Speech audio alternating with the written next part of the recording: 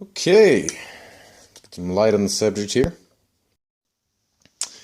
This is my boomstick. Now, this is a the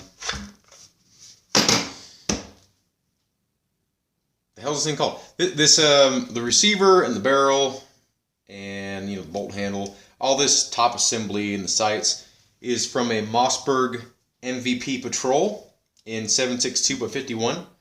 Also 308. This is a Vortex 1x4x24 Crossfire 2, and it's mounted with some, I think they're Leopold or whatever they're called, quick detach rings. You just like spin them around. If I find out that there's something else, I'll put in an annotation that it's something else. If it's something else. This is an MDT LSS. It's a lightweight chassis.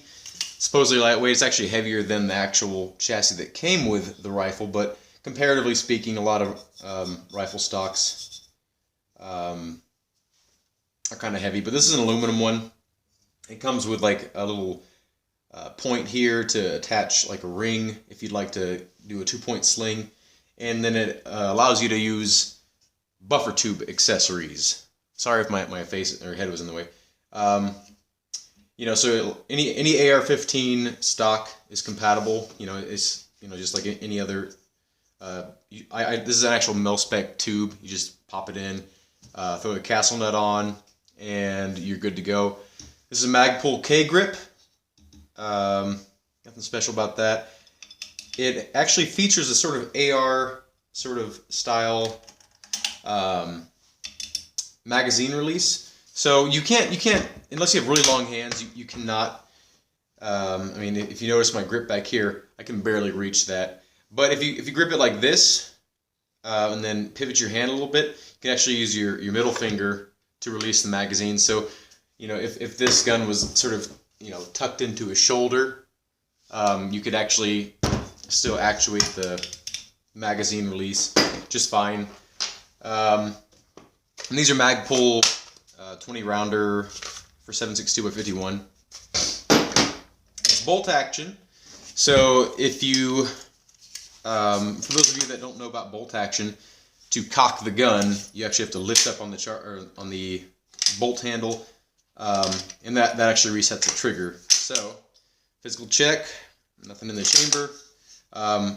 So when you drop the hammer here, right, to recock it, to reset the trigger there.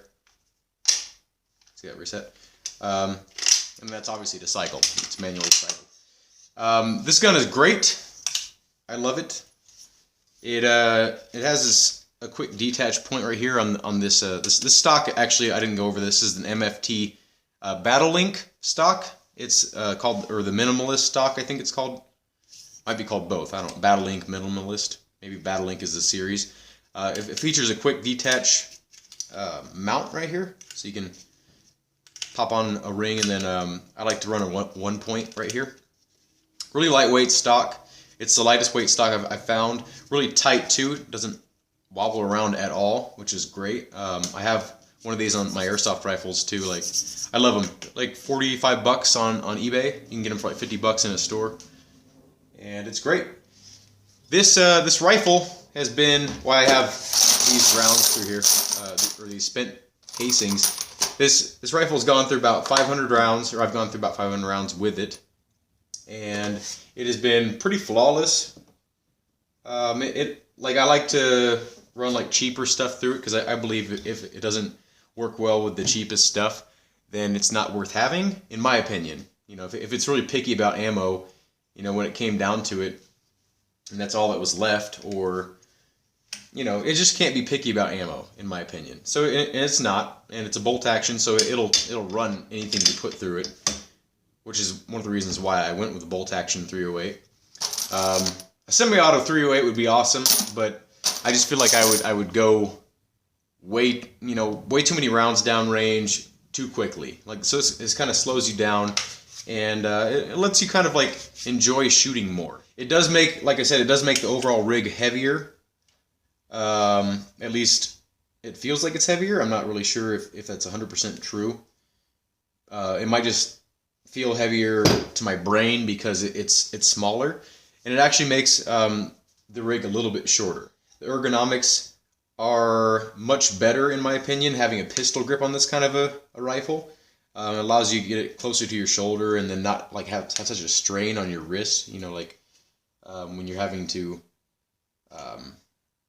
you know, kind of angle your wrist down, like it keeps your wrist more straight, you know, than, you know, having to, you know what I'm saying. What I'm actually going to be shooting through it mostly, if not entirely in the video, is 7.62 by 51.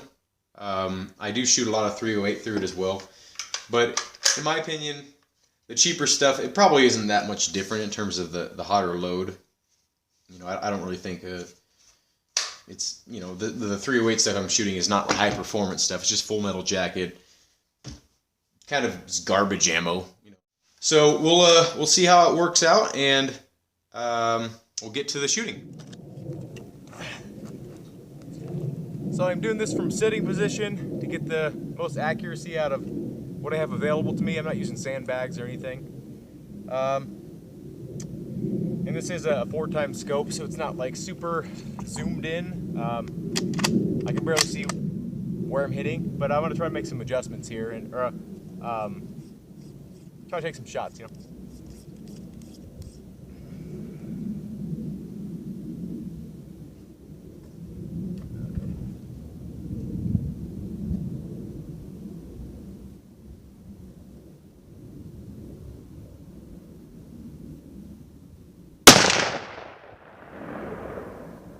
Okay, what I will say is the recoil feels less. It could be that I have this jacket on. Let me take this jacket off. I don't know if it's because the stock or the receiver or whatever you want to call it, I guess it'd be considered a stock, is lessening the recoil because it has extra weight, maybe. I haven't noticed the increase in accuracy, but I don't know if I'm really good enough of a shot to be able to tell. So.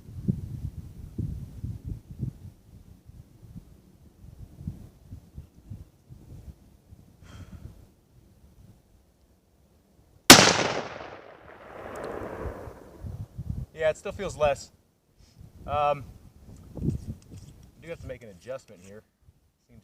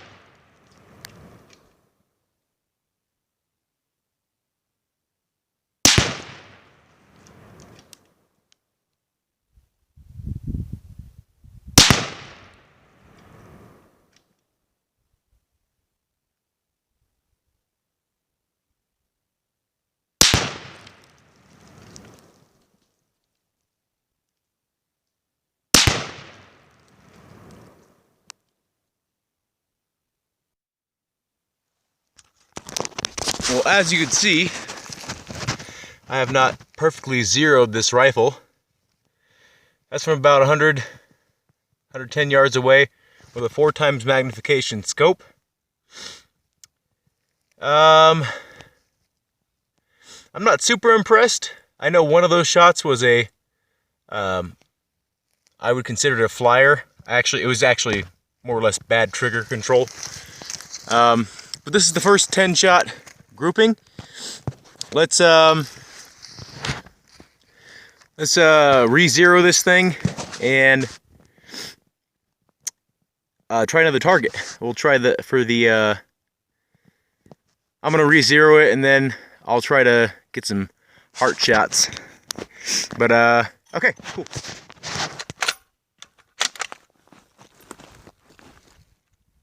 Try to lean back shot.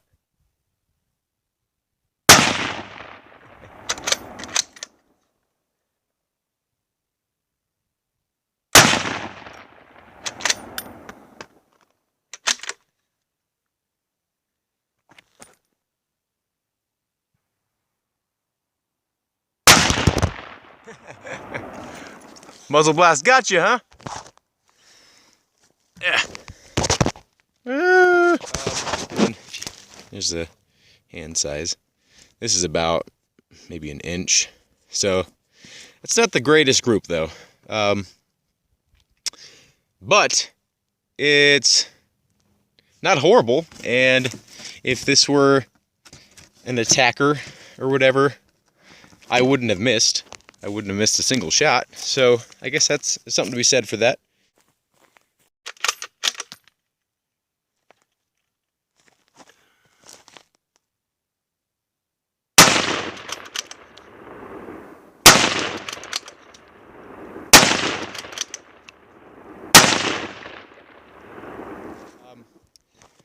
I'm gonna say this is the ammo because I feel like I have a pretty good hold on the target, and this is maybe from about 80 yards away. And I am using super cheap ammo. I don't, it's not top shelf stuff, so I don't know what the accuracy capabilities of this rifle is just yet, and I'll definitely update you guys as soon as I figure that out, because I can't really give this this chassis the full review until I know its potential. In closing, I know the video is not complete because I haven't tried it out. My hands are dirty. I haven't tried it out with better quality ammunition, but I want to end it on some pros and cons that I've come across, and maybe there are more, maybe there are less in your opinion, but these are mine. As you noticed from the video, to me, there's less perceived recoil. I'd say it's about the same as 12 gauge with birdshot or maybe buckshot at most. It's cool looking, definitely. I really appreciate the way it looks. It's got better ergonomics. It's more wrist friendly. It can extend to whatever you want, shorten to whatever length you want, within reason. Obviously, its ability to accept AR-15 parts, even down to the magazine catch, buffer tube, castle nut, stock, pistol grip, all those things are compatible with AR-15 stuff. And then these are actually basically, I think, AR-10 magazines, SR-25 magazines. The AR-15 style magazine release actually makes it to where you can do sort of quick mag changes, and it's not just all about, I guess the other magazine release is more geared towards hunting, so it doesn't get hit like while you're running around the woods or whatnot. This is more just along the lines for being able to do it quickly, this button here. The ability to attach other rail-mounted accessories is important for the future, I guess. If you want to put a bipod, foregrip, flashlight, whatever you want to put up there. It does come with a swivel mount, to be able to attach a 2-point sling, but I took that off because I don't use 2 points. The fact that you can go both shorter and longer than the original stock is pretty cool, and I do think that is a nice feature to add to it. And this stock is super solid, by the way. Get this stock. It's lightweight, super solid. The hardware that's included with the chassis itself is high quality. It's not just cheap garbage stuff that they threw in there just to get you kind of started, and then they plan on you upgrading it. Like, they plan on you using this hardware for the entirety of its life. The Cerakote finish is really nice. I do like the color. I also like that it's sort of matte looking, and then I also like that it's a very durable coating that they chose. And I like that. It's very easy to install. Just 2 screws. Bam, bam. You're done. No fiddling around with anything. The machining looks to be very high quality, very precisely machined. The bolt hole open, because the magazine, I believe, sits a little bit higher up into the chassis, or the stock, if you want to call it that, even though this is the stock basically now. The fact that I think it goes a little bit higher up means when you get to the last round, this is empty, by the way, it actually stops, I guess like it should. but that could be a pro or a con depending on if you like to be able to push your bolt forward without having to push the follower or really, drop the mag. Overall, there are less parts to deal with since the magazine well is not like a separate piece. You do have to deal with the three parts that make up the button, the catch, and the spring. But big deal. Like you don't have to take that off at all, really, unless you wanted to change the spring out to something stronger. I don't really see that this would wear down, especially with a plastic mag. Now, some of the cons are it's too expensive. Flat out, I think this chassis is too expensive, and it's heavy for how small it is. Like when I held it, I'm like, this shouldn't be that heavy. And I was under the impression that it was aircraft, T1 aluminum and stuff like that, really lightweight, strong aluminum, but it's not. I believe it's like a die-cast, a block of aluminum. Of course, that had to happen. I guess it's still recording. I think it's a die-cast block of aluminum that is just cut, CNC cut or something like that. The magazine release seems far away. As you notice, I can't reach that, which is kind of good, I guess, because you can't accidentally release it, but at the same time, you have to shift your entire hand to be able to get to that magazine release, and I don't like that necessarily.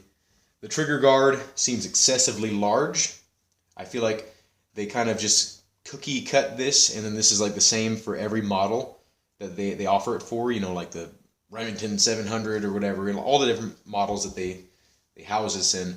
And the trigger doesn't come down this much in this model, so I don't really see the need to have it be so large under here. And then also this little hump is very annoying to the hand, and it makes it to where you have to grip low in order for your middle finger not to hit this. I plan on sanding this or filing this down in the future, and I don't know why they did that. I don't understand why they didn't just make it to where the pistol grip comes up to here, and the trigger guard kind of comes up about a ½ inch or whatever it is. It no longer accepts M1A1 magazines, like the the Grand or whatever it's called, M1A1 magazines. There's no magazine latch in the front. It's only on the side now, so you can only get sort of side latching kind. And there's not really much front end to kind of grab. So if you want to grab up here, you're going to get burned by the barrel. And then I grab right here, and it's really comfortable actually. But if you wanted to grab a little bit further up for maybe a little more stability or for whatever reasons, you can't really. Maybe if you added an angle foregrip, there'd be more meat to it. But as it stands right now, it's kind of too small and unnecessarily far up if you're only planning on holding it here. Like I feel like it could have been cut off right here, or like made it shorter and less weight in the front. But overall, I really like it, and I'm going to keep it like this configuration for as long as I own it, I believe. And hope you enjoyed the video, and give it a thumbs up, subscribe, all that good stuff. A like, I guess. I don't know if it's like or thumbs up. I never remembered to look. But do whatever it takes to like this video, and please subscribe if you'd like future videos. This is a really cool rifle, and I hope to see more of it in future videos. Give it a thumbs up.